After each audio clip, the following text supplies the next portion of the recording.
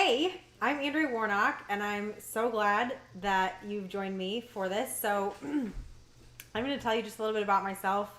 My husband and I have a podcast that we do called Marriage by Design, where we talk about marriage and family things and kind of just stuff about life and raising children and marriage. So, that's called Marriage by Design, and I have four children: 10, 5, um, 2, he's almost 3, and 6 months. And I have been homeschooling for the whole time that my 10-year-old has been in school, and he's actually sitting here with us, which is cool. So he's going into 4th grade, and we've been doing the homeschooling adventure since he was in kindergarten. And I don't have any other school agers. I just have him, but I've had a lot of littles along the way. Next year, Ryan, my 5-year-old, when she's 6, she'll start kindergarten, but right now we just have one. So I wanted to do this live event to just kind of talk about homeschooling and give some lessons that I've learned along the way and hopefully be a help, because this is probably the most time in history that people have chosen the homeschooling path and done the distance learning thing and all that. And so it's a unique situation that a lot of people are in. And I'm just hoping that what I've learned can help other people, and that I can be here to help answer questions and talk about all things homeschooling.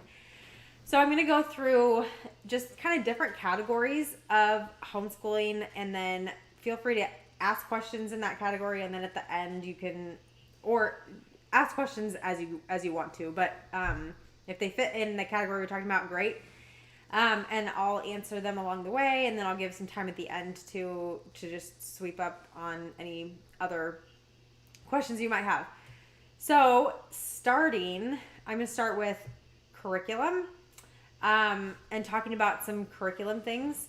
So I would say with curriculum, I know that there is such a huge sea of options when it comes to curriculum, and that can be really daunting for some people, and for some people it may be really exciting. Kind of just depends upon your personality. I would say there's so much great curriculum out there that it's hard to go wrong when you choose something. I mean, to choose something that ends up being just really awful, it would be surprising, because there's so much out there in regards to reviews that you can find from other people, and just such a wide world of it. So you can go in any direction with curriculum. You can get different curriculum for each subject, or there's a lot of curriculum that does it all. You can buy like the complete package and just say, all right, we're doing this curriculum for everything. And it's kind of, again, just what you want.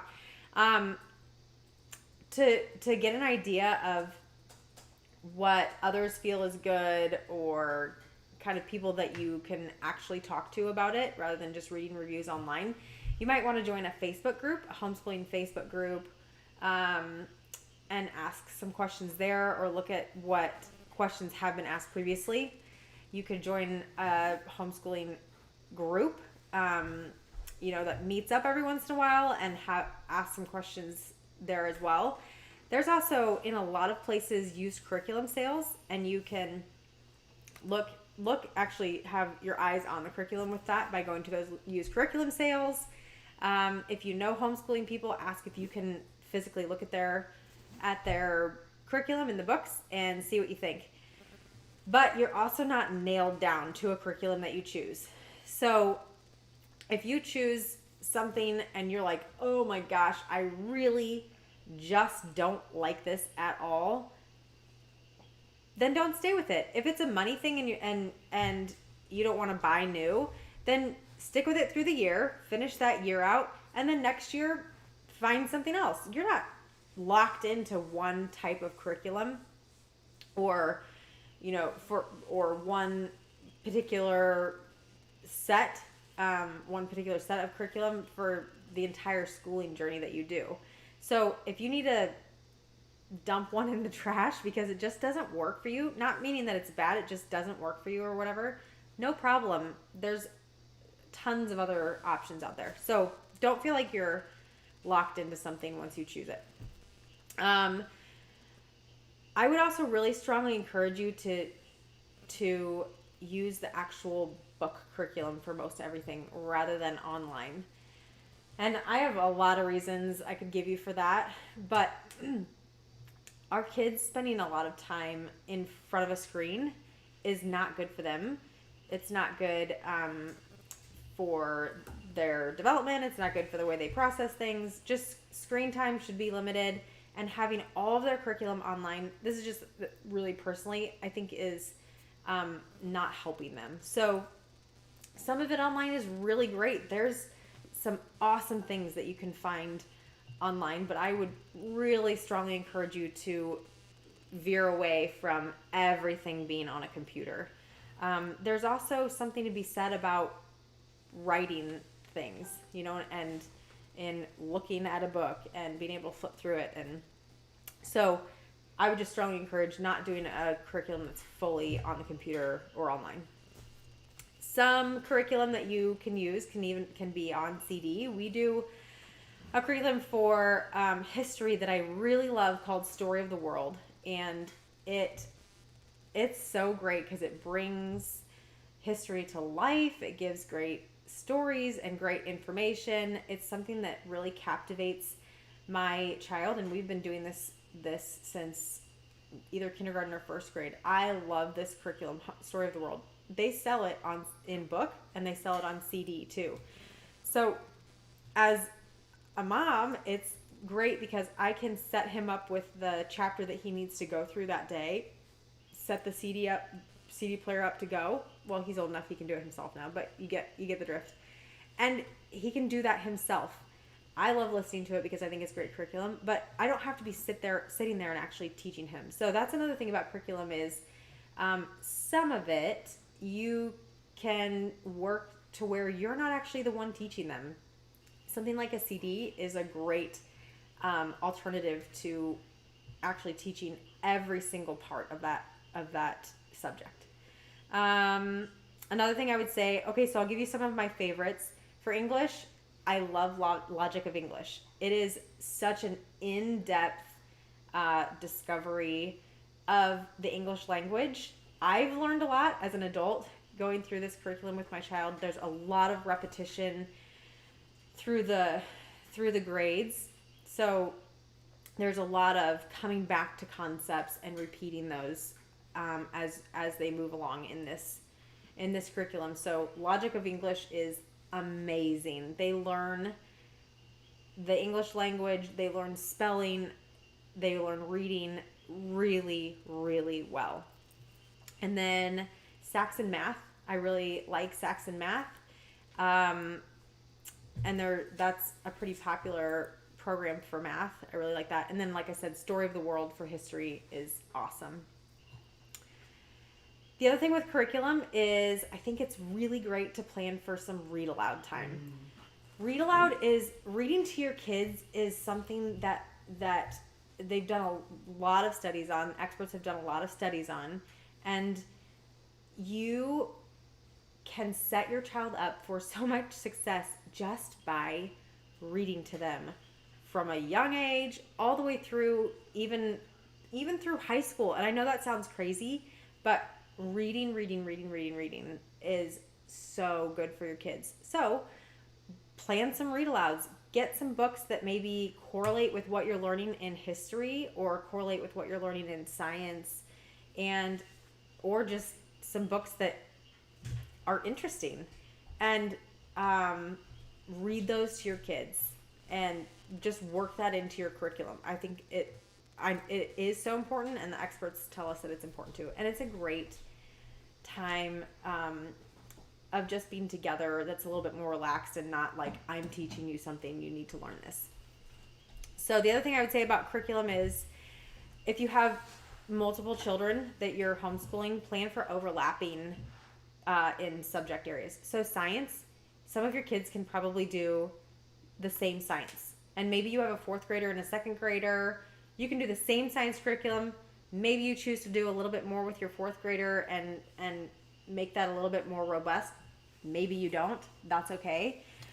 Science, history, literature, those things you can overlap, and then you're not doing everything for both children separately. So it's not like everybody's learning something different and I have to teach every subject to my second grader, and then I have to teach all the subjects to my fourth grader, and there's no overlap. You can totally overlap some of those subjects and make it easier on yourself.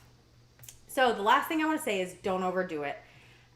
I think that can be something that, particularly as a new homeschooling parent, can be a temptation, is to say, oh, we're going to do, the core things, but then we're going to add in a language, and we're going to add in home ec, and we're going to add in, all these things, which sound great, and they are great. But when you're starting out, I would so highly suggest to not overdo it, because you don't want to be doing school all the time, and you may be overwhelmed by just the core subjects. So kind of get a feel first of how it's going, and then maybe you want to add some along the way. But it's a temptation to overdo it, and don't fall into that, because you don't want to feel overwhelmed just from the get-go. Okay. Next, I'm going to talk about being prepared. So with homeschooling, at least for me, I find it's super important for our homeschooling days to be prepared. And that can make or break our days. So being prepared for me looks like I'm reviewing the night before a general idea of what we're doing the next day. I'm kind of looking at the lesson plans and having a general idea of what's planned for the next day. I'm making sure that the house is cleaned up, because just the way I am, I don't function well when there's mess all around me. So we do a good job of cleaning up the house. It doesn't need to be spotless, but I need to feel like there's some order and like things aren't just a jumbled mess. So we clean up really well the night before. I have our supplies ready for homeschooling. I have the lesson plans ready. I just have all the books are ready to go. It's all ready. So I'm not scrambling the next day. I'm not trying to do, I have 4 children, and 3 of them are littles. 3 of them are non-school age. It's a mess already. I don't need to be more like harried in my brain of, oh, what's going on and what do I need? To have it all there, all prepared, know what I'm doing in general is super helpful. So that's something that I do to be prepared. I don't plan outings for at least the first few weeks of a homeschooling year, or the first few weeks after like Christmas break. I don't plan for any outings on those homeschooling days at least before 3 o'clock. And even then, I really mostly don't go anywhere, because I don't know how long it's going to take. I don't know if we're going to get derailed and still needing to be doing homeschooling at 5 o'clock. I hope not, but it could happen. And to be able to just be sure that we're home, we don't have to meet anybody or be at an appointment. We don't have to try to do too much. Just having the plan of being home and homeschooling, and if we get done with that early, great, we'll just hang out, is a good thing. So don't plan for outings would be a suggestion that I have for your schedule and being prepared, at least until you get your bearings. The other thing that I need for me personally is to have my meals planned out for the week. So I don't want to be getting to 3 o'clock and thinking about dinner, and I'm trying to wrap up homeschooling and realizing, oh crud, I need something from the store. That is annoying. So having my meals planned out, having my grocery shopping done, and all of that is super helpful for me too. Bonus points if I have prep time earlier in the week, like on the weekend, to prep meals. I never do, but bonus points if I do. That's great. Also being prepared. This is not something I do all the time, but I really strive for it. And it's going to be really hard because this summer, I think I've set my alarm like 3 times. And I've maybe actually gotten up to my alarm like once or half a time. This summer, I have let my kids be my alarm. And so getting up before my children and getting ready, taking my shower, all of that is something that's important for me too, to stay on track with our homeschooling days. So again, I'm not like hurried to try to do things while I'm taking care of kids and feeding them and also trying to start a homeschooling day. It's really great for me, at least, to get up before my kids, be prepared, have my head on my shoulders. So anyway, that's important. And then the other thing I have here is know your plan, but I'm not sure what that meant. So maybe I'll think about that later. Okay. Do we have any questions? A couple questions. Yep. So first, how do you know, first of all, do states require certain types of things to be taught? And where would you find that information? Great. Yeah, so the question was, do states require certain things to be taught, and where would you find that information? So I live in Nebraska, and I only know Nebraska. Yes. There are certain core curriculums that are required, and there's also paperwork that you have to file in every state if you're wanting to homeschool rather than send your child to school, to an accredited school or public school. So make sure that you're following those rules. So make sure that you're filing the paperwork to homeschool, and also looking into the core curriculum that's required. So in Nebraska, there is an hours requirement that you sign off on saying, I will be teaching my child this many hours every year. So there may be other requirements as well. Where I would say to get that is just because everybody may be from different states, Google like Nebraska homeschooling requirements, and you'll get to a government website and you'll find that. It's really easy to find. So yeah, make sure that you're following, that you're getting your paperwork done, that you're making sure that you have those subjects down. But it's going to be math and science and English and history. It's not going to be anything crazy, but make sure that you know what the requirements are. So that was a great question. Perfect. Another comment that we had on Facebook from Leslie was, 1, you're so pretty. Leslie, thank you. And 2, she said, I need to meal prep. So maybe some suggestions on how are good ways to meal prep. Yeah. So my friend Leslie said that she needs to meal prep. So what are some suggestions with that? I think the best way to meal prep is to not do it at all.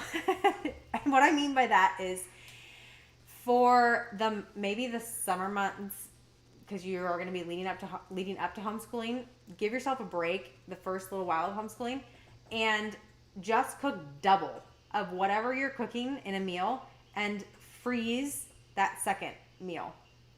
That's the best way to have like meals ready, I think, in my opinion. So I would really suggest that meals that you're making like in the summers leading up to homeschooling, you just make double, freeze the second one, then you've got meals ready. For meal prep, I find what helps the most is I'm kind of working a week in advance.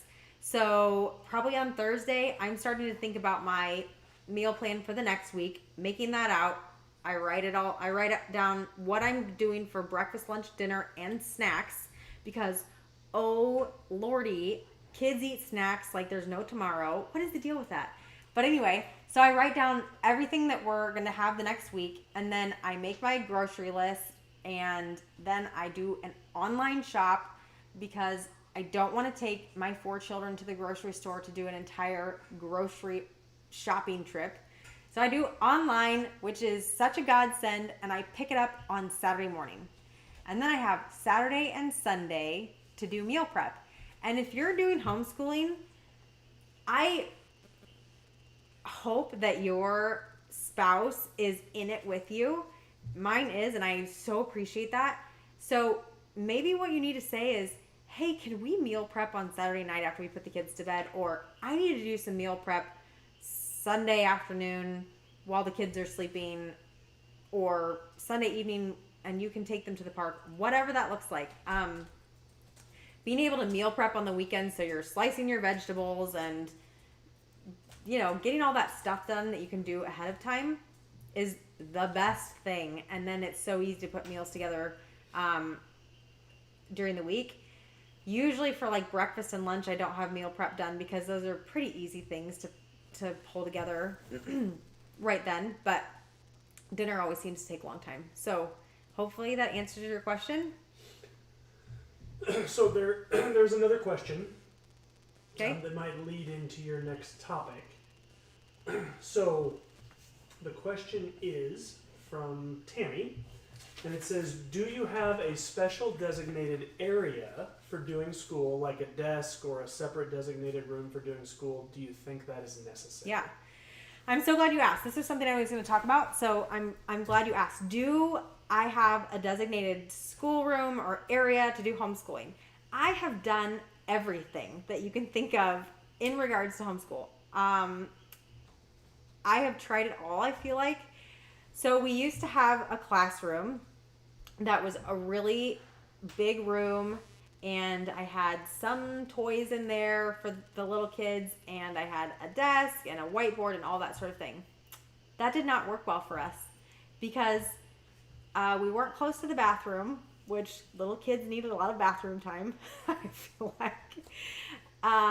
We weren't close to the toy room, which had all of the toys, which is where they wanted to be. We were just kind of off in a room, and it just didn't work well for us. So I nixed that, and we've tried homeschooling in, like our dining room, but that was probably too formal, and I was feeling like I was having to be so careful with what the little kids were doing. So that didn't work well. What we do now is we homeschool at the kitchen table. I use one of those IKEA Raskog carts to have all the school books and supplies on. And so I get just roll that out every night before, the next morning. I roll that out every night. It has all our supplies. I pull off what I'm going to need for the next day. And then we do it at the kitchen table because we're close to the potty. It's right next to our playroom. We're right where technology is. So if we need to watch a video or whatever, we have it all at our fingertips, really. And it's right near my kitchen because we're always in the kitchen. I don't know. Food is a thing, and always a thing, I feel like. So we're right smack dab next to the pantry and the refrigerator. So that's what we found is the best way to homeschool, is just doing it at the kitchen table. And our kitchen table it's one of those, probably everybody had them in the 80s and 90s. It's got that laminate on the top, and it's not the prettiest thing, but it's the perfect thing because you can't ruin that thing. It has been scribbled on and knives accidentally used on it, and it looks just great. So we got this table that works so well. It's a big table. Everybody can be around it if they want or not, and I don't have to be so careful with what we're doing there. So glue is on it, and it comes just right, glitter and glue and all that, it just comes right off. So for us, that has been what's worked the best. And there's other friends that I have that have like a dedicated schoolroom, and that works perfect for them. There's other people I know that kind of just travel around their house. We've tried that too. It didn't work. But there's other people who just kind of travel around their house based on the whim that they're feeling in the moment, and that works for them. So I would say with that, kind of feel it out, decide what works for you, and go with that. And it may change based on the people and ages that you have, and that's okay too. A lot of homeschooling is kind of what works for you. So if you don't have a room that you can have a dedicated space, that's totally fine. Great. So there's another question, and it's kind of a combination of two questions, one from JJ and one from Tammy. And Tammy's question is, how do you plan? Do you plan a month at a time, a week at a time, or a day at a time? And then JJ asks, do you have a type of homeschooling program that you use? Okay. And then I'll have a follow-up question from him when you're done. Yeah. So Tammy asked, how do I plan? I cheat. I'm telling you that I I kind of cheat. So Jackson is part of a it's called Trinity Classical Academy. So it's a place that he goes to have some of his schooling done, and then so he goes 2 days a week, and then we homeschool 3 days a week. So they actually they put together our plan. I put together a plan for some of the things we do outside of TCA, but they put together our plan and I follow along. So I will say I'm kind of a cheater when it comes to the planning thing, but I have a lot of homeschooling friends that fully homeschool. They come up with their plans and all that sort of thing. And they do it all. Some of them will plan the entire year. They'll look at their math book, see how many lessons. Hey, we want to get through all the lessons. These are when we want to take our breaks in the year. I would probably follow that. Personally, I would do that plan where I'm going to look at all my curriculum, see how much I want to get through or how much, or say I'm doing the whole book, and plan that out and plan out my breaks, and I would stick to that because it's so easy to get off track. And it's so easy to kick the can down the road, and be like, oh, today didn't work out to do homeschooling, we'll do it tomorrow, and now we're at the end of the year, we only got through half the book. So I think it's better to plan out a year and do it that way. But if you feel confident in doing monthly, that's cool too. Maybe people are totally flexible and like, if we take till June to get done, that's okay. I would want to be done sooner rather than later because I love the summer and I want to get every last drip out of summer that I can. So I think personally, planning the whole year out is good. And truthfully, you may plan the whole year and say, we're going to get through this whole book, all the math, all the English. Truthfully, you will probably wind up a little short, and that's okay.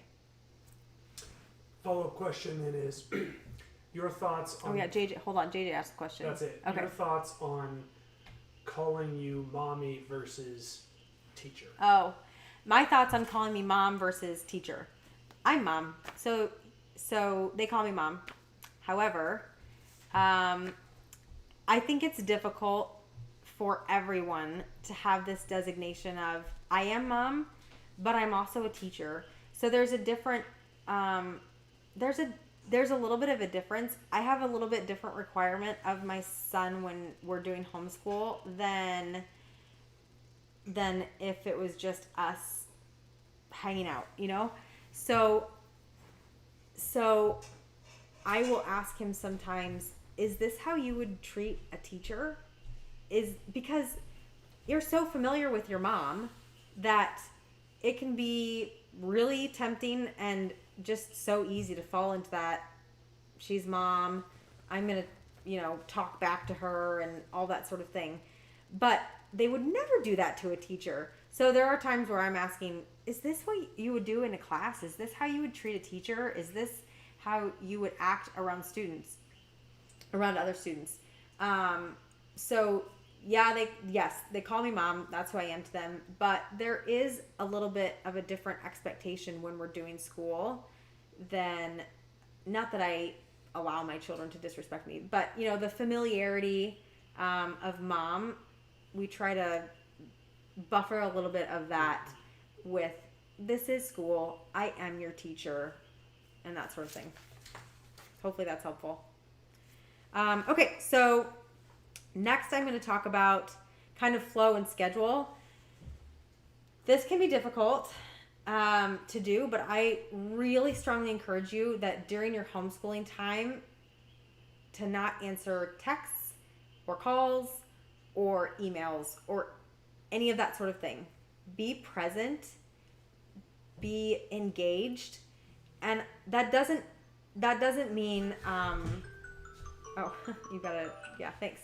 That doesn't mean from 8 to 4, I have to not answer my texts or take a phone call. We have like blocks of schooling that we do. So I may do one lesson of math with my son, and then we may take a break.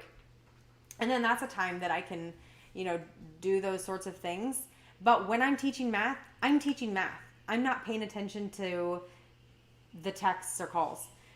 So it's hard to do if you're somebody who's used to doing a lot of that, but it's super important to stay on track for your kids, and so for their brains and your brains, to be able to just stay on track and just be there and be present with that lesson. So and then have blocks of time too. Maybe those aren't totally set out. Like maybe I'll be doing school from 9 to 10, or maybe it's 9 to 10:30. I don't know. I'm just going to get through this block of things that I want to. But I would strongly suggest to have blocks of, particularly if you have little ones, blocks of this is what we're going to get done, and then we'll have a break, and then this is what we're going to get done, that sort of thing. Other things in regards to flow and schedule. A rookie mistake that a lot of people can make is that homeschooling needs to look like regular schooling. Home educating does not have to look anything like what you remember of your schooling experience if you went to school, or your child's previous schooling experience. You don't have to do 8 a.m. to 4 p.m. You don't have to have a list of the curriculum that you're going to get done that day that's the same every day. You don't have to bust out 3 subjects and then have recess and lunch and then bust out 3 more subjects. You come up with your own flow that works for you, and it's going to look different for me than it looks for somebody else. And for me, it looks different times of the year based on how old my kids are, what's going on with their development, if we've had another baby, which we seem to do all the time. So our flow and schedule changes, and feel free to do what works for you. We now, during nap times in the afternoon, we do our hardest, my son and my school ager and we do the harder subjects. So English and math are what I would say heavier subjects. We do those during nap time. And that allows for some real concentration, some quiet, and for us to really be able to do those without so many distractions around. So that's when we get it done. We used to do it first thing because our brains are fresh, but we found now we need to do it during nap time. And actually, this year that may change a little bit because we're going to try out doing our math and English in the evenings when Dad's home and he can hang out with the little kids, and Jax and I can do the math and English, and then probably during nap time he's going to be doing a lot of his independent work. So we're going to see how that goes.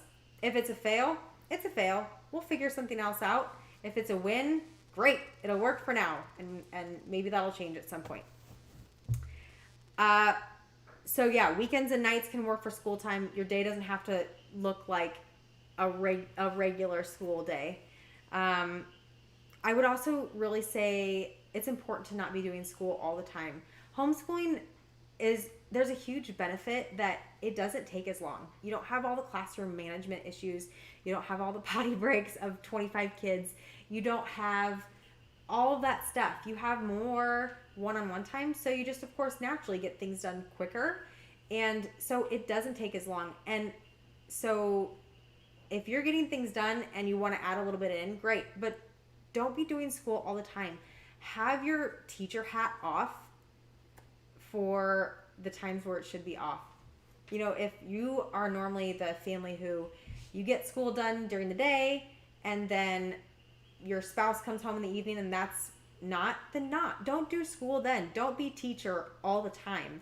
Be mom or be dad. I say mom because I'm the one who does the majority of the homeschooling. But realize that your role as a teacher needs to flip off.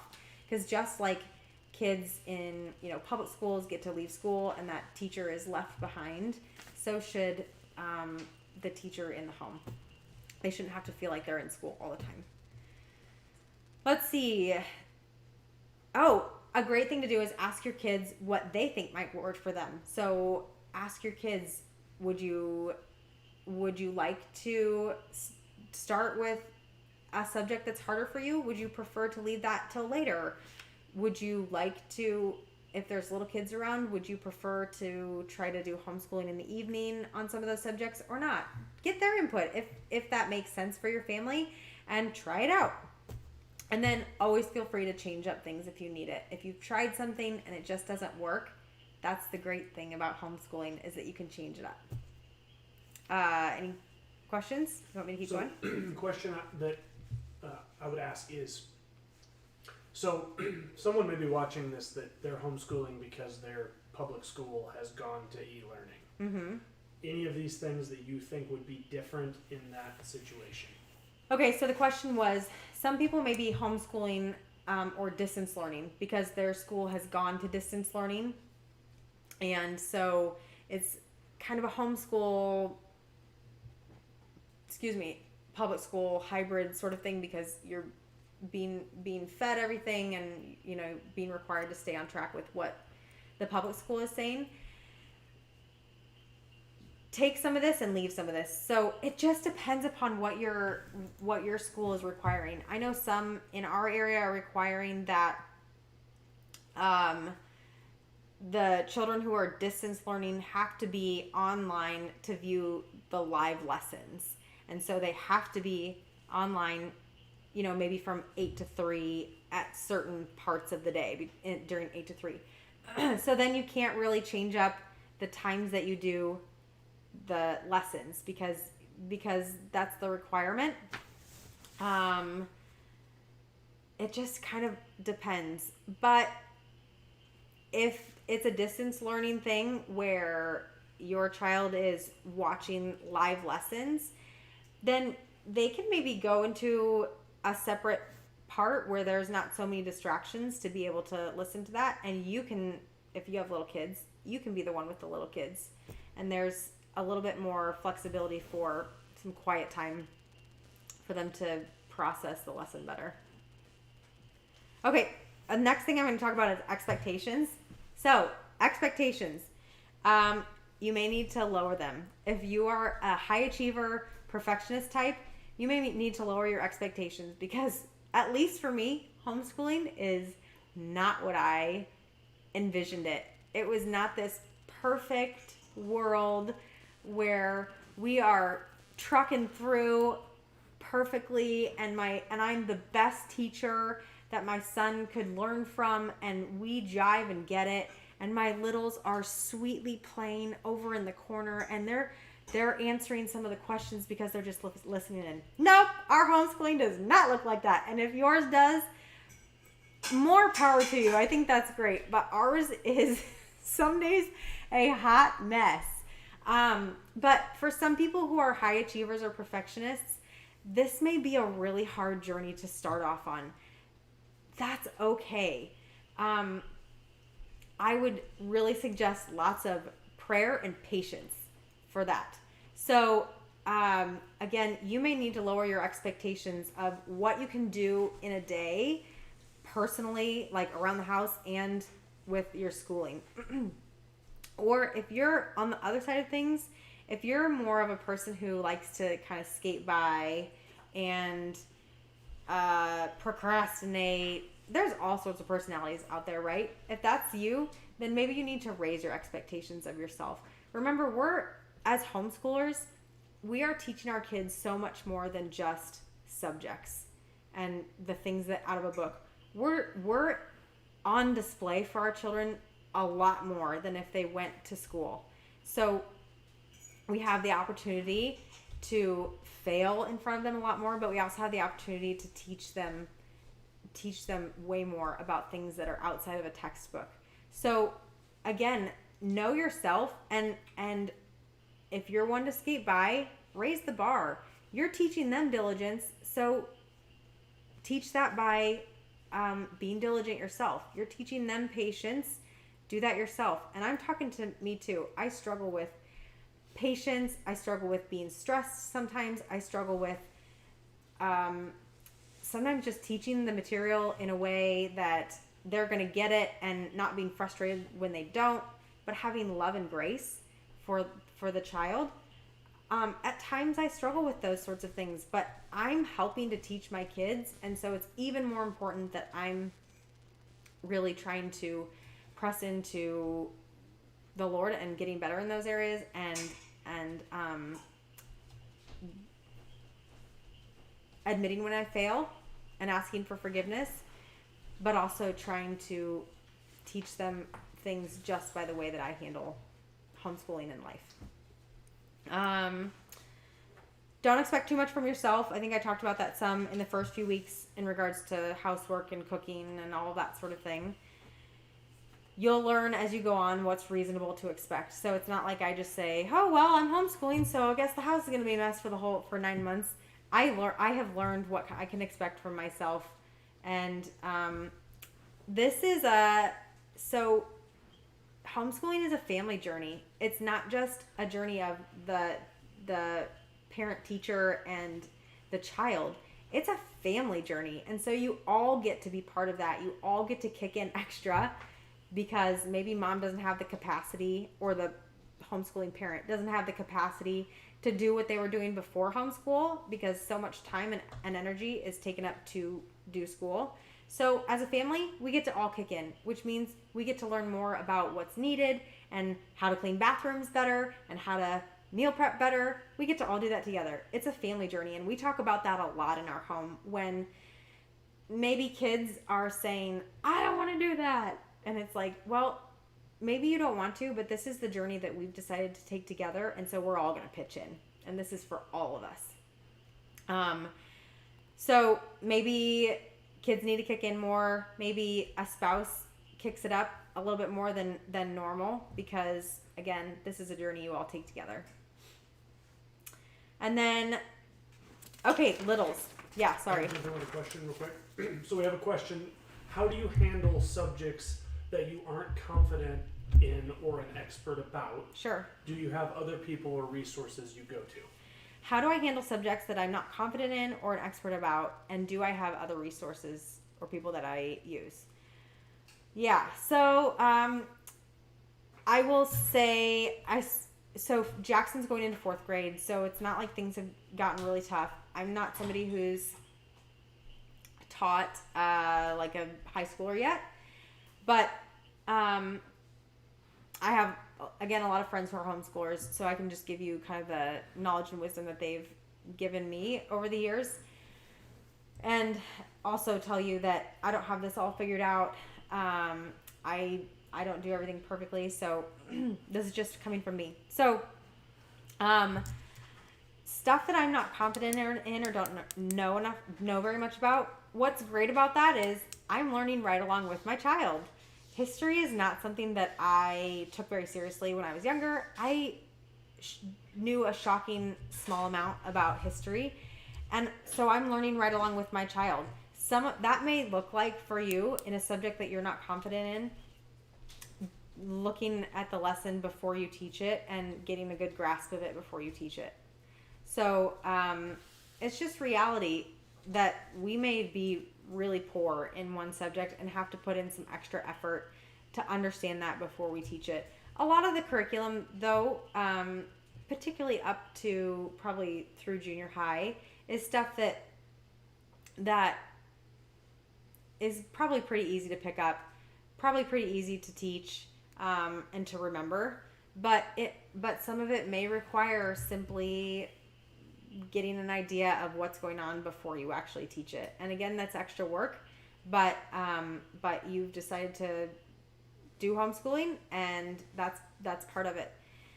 Yes, use resources. So you may want to talk to some people in a Facebook group or a group of homeschooling parents that you know and get some help.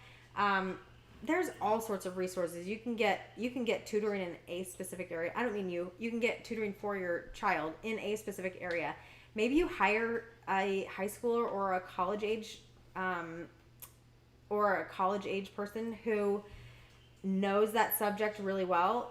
excels in that subject, and they teach that subject to your child if it's something, and maybe they teach it to you and your child, so that if you have more coming through, you can be confident in that. But that would be my suggestion: is learn it along the way, and if that's just not possible, you can find somebody to help you teach it. You can find, even maybe that's a subject that you just choose to do that one subject online through an online curriculum resource, and they just do all of that subject through an online teaching program. Any other questions on that? Okay, so littles. I will say, when I started homeschooling, this was my biggest fear. Littles. How do I homeschool with the little people around who aren't in school, and they're a distraction, and they can be really hard sometimes. So I have some suggestions for that. First, I'm going to tell you it's hard. It's hard. There's no ultimate answer for what to do with littles and how to handle that. It's hard, but we're all in it together, and I'm better because I have learned to homeschool with my little ones around. I've learned better patience, better grace, better lessons. So anyway, I'm just going to be honest and say it's hard. So again, the whole family's doing this homeschool adventure together, so we're all learning things along the way, and we all sacrifice. Some of the sacrifice may be, it's harder to concentrate with a 3-year-old having a tantrum. It's harder. Maybe we have to take more breaks. Maybe we have to maybe get halfway through a lesson and it's just not going to happen right now, and we have to come back to it later. We're all sacrificing for each other, and when we talk about that and talk about giving grace and forgiveness, we're learning too along the way. And again, we're learning things that aren't in the textbook. So I will say, with little people, independence is taught, and it's taught slowly. So my children, from the time that they're born, literally from the time that they're born, learn independence, and they learn it very slowly.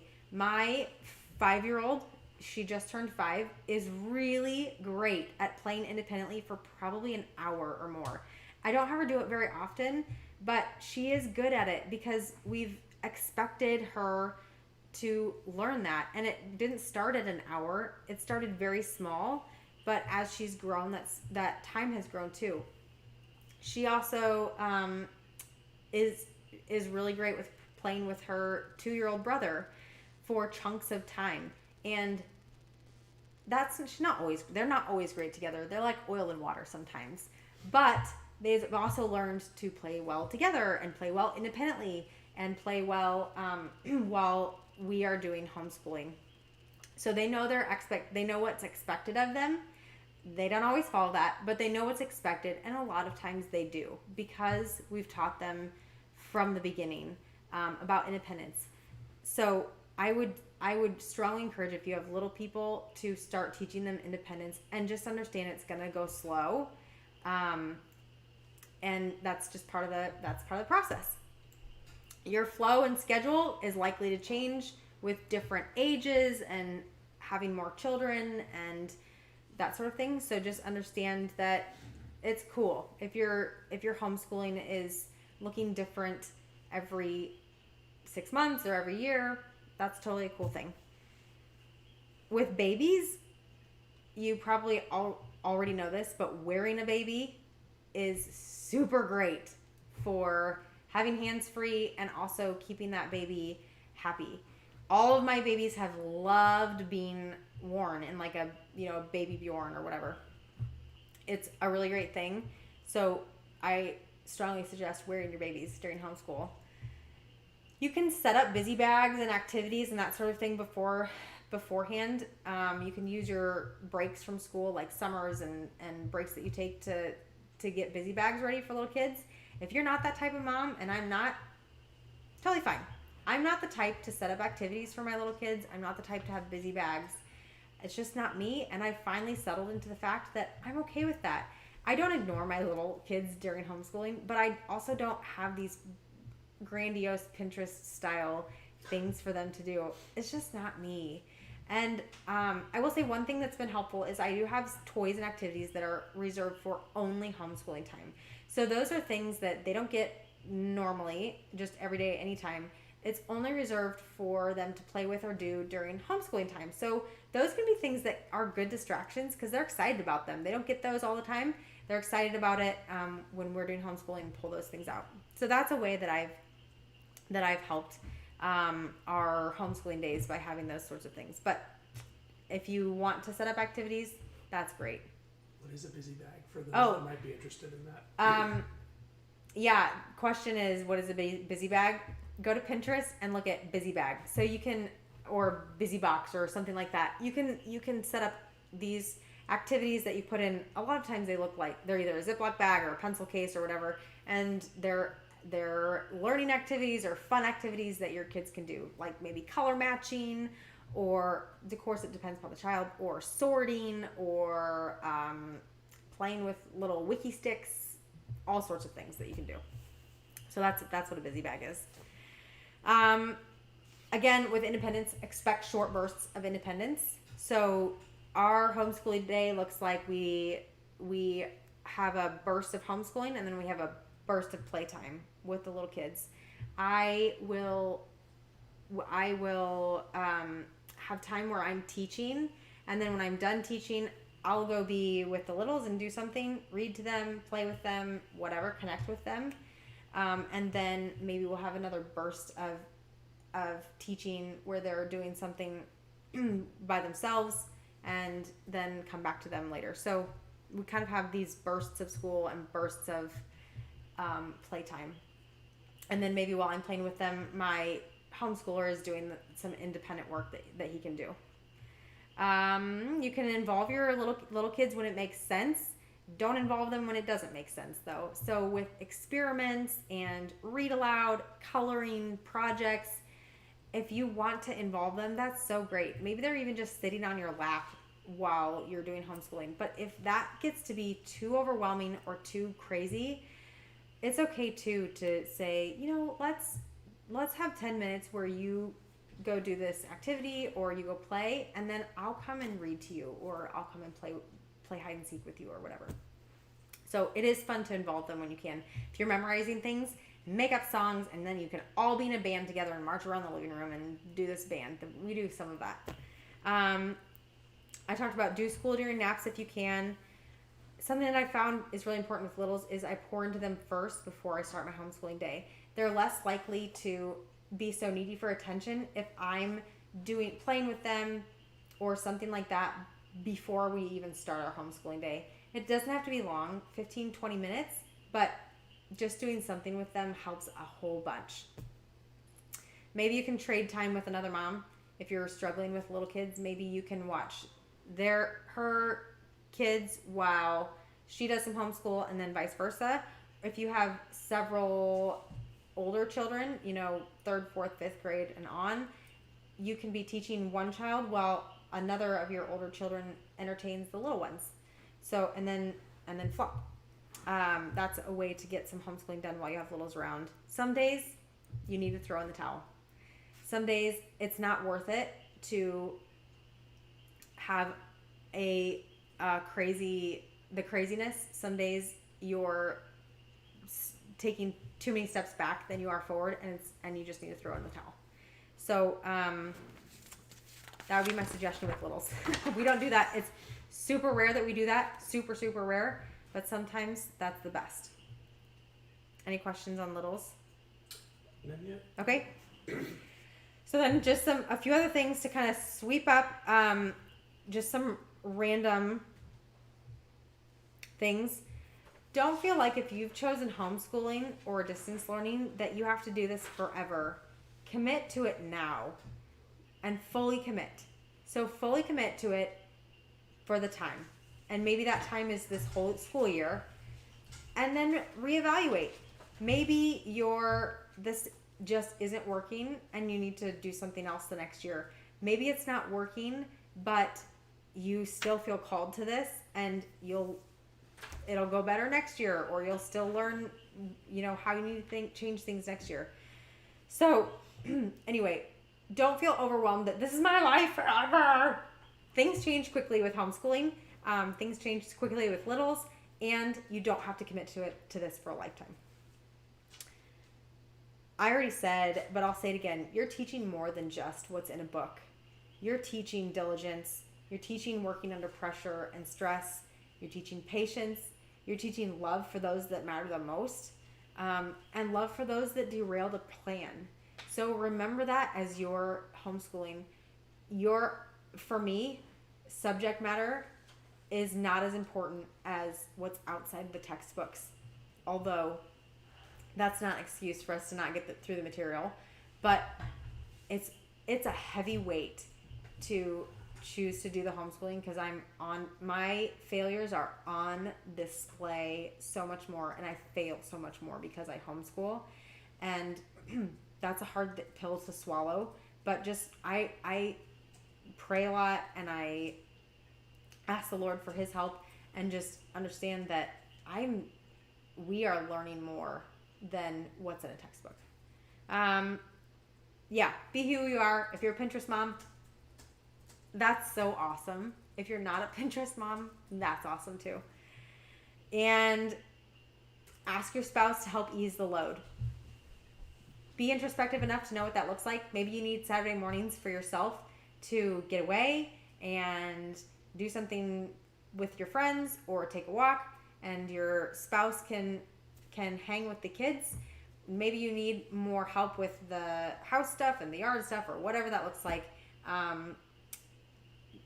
Hopefully your spouse is willing to kick it in a little bit higher gear because there's more that's required of you. Yeah, and then I think the last thing is don't get too far behind. We're responsible for teaching our children. It's a big responsibility. It's a big weight. So help to set them up for the success. Don't get too far behind and keep kicking that schooling can down the road. Be diligent. Take this as this is a big responsibility, and treat it that way. Homeschool well, and you'll be great. Any questions? How did you know that homeschooling was for you? Oh, how did I know homeschooling was for me? I did not think that it was for a long time. I was so excited my kids are going to leave the roost for 5 days a week and somebody else is going to teach them. And then my husband always wanted me to homeschool, and I was always saying, no way. But something changed in my heart the year before our oldest became school aged. And I don't know, we prayed a lot about it. We asked the Lord for His guidance, and my husband was a super big cheerleader of mine, and I had confidence in him. I had confidence in his confidence in me. I also had confidence in his willingness to help out in any way he could, and he does. He teaches some of the things that I really hate to teach. I hate doing presentations. I don't hate it. I just don't really love the whole presentation process. So my husband does a lot of that, and he's super willing to do it. He's happy to do it. So I had confidence in him, and I had confidence. We just heard from the Lord and knew that this was right for us. So no real great answer. But again, if you do homeschooling and you find out, oh, this is not for me, that's okay. You're not handcuffed to it for the whole lifetime of your child. So you talk about taking it a year at a time, but do you feel like there's a right time for kids to be entered into school? I talk about taking it a year at a time, but I feel like there's a right time for kids to start homeschool. To go out into public school. Oh, to go out into public school. Wow. That's going to be different for each family. There's no right answer to that. We have talked about that. We've talked about that a lot. The hard part is I know that they're not going to get as good of an education, because how good can you get one-on-one? That's such a great education, right? I know that they're probably not going to get as good of an education going to a public school, but maybe the right thing is for our kids to at some point go to a public school. So that's sort of a hard thing to accept, but that's okay. Knowledge is not, what you've crammed in your head for all those years that you went to school is not going to make you successful. There's other things that help to make you successful. So it's not like, oh, he has to be homeschooled and my kids have to be homeschooled and have all of the education that I could provide them being at home to be successful. That's not true. It's just a matter of doing what's right for your family. And maybe that means sending them to a public high school or homeschooling them the entire time. But if they are homeschooled, be intentional about being social too. Our kids have a lot of social time with other people, and that's important for their growth and for their understanding of the world and for their social growth. So, are there any other questions that we have? Okay. I'm so thankful that you all joined me. I'm thankful for the questions. Hopefully I helped answer some questions. Hopefully the people who are starting this homeschooling journey and are nervous are maybe a little bit less nervous. Feel free to message us or comment or anything. I'm happy to answer questions. And again, I don't have it all figured out. I'm just hopefully giving you some things that I've learned along the way. So again, my husband and I have a podcast called Marriage by Design. If you want to check